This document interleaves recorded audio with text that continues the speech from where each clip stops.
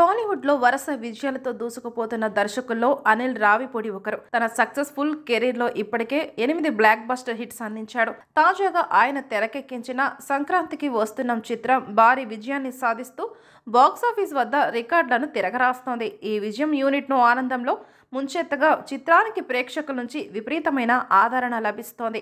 ఈ సినిమా విజయాన్ని పూర్తి స్థాయిలో ఆస్వాదిస్తున్న అనిల్ రావిపూడి తదుపరి ప్రాజెక్టును మెగాస్టార్ చిరంజీవితో లాక్ చేయడం ఇండస్ట్రీలో ఆసక్తిని కలిగిస్తుంది. మెగాస్టార్తో అనిల్ రావిపూడి రూపొందించే ఈ సినిమా మీద అభిమానుల్లో భారీ అంచనాలు ఉన్నాయి.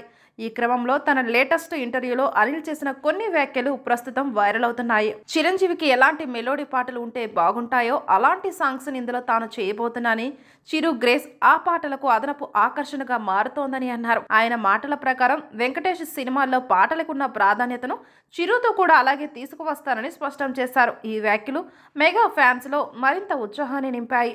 ఈ ప్రాజెక్టుపై తాను చాలా హార్డ్ వర్క్ పెట్టబోతున్నానని, చిరంజీవి ఎనర్జీని చెర్మిషాను చూపించడంలో ప్రత్యేక శ్రద్ధ చూపుతానని అనిల్ అన్నారు.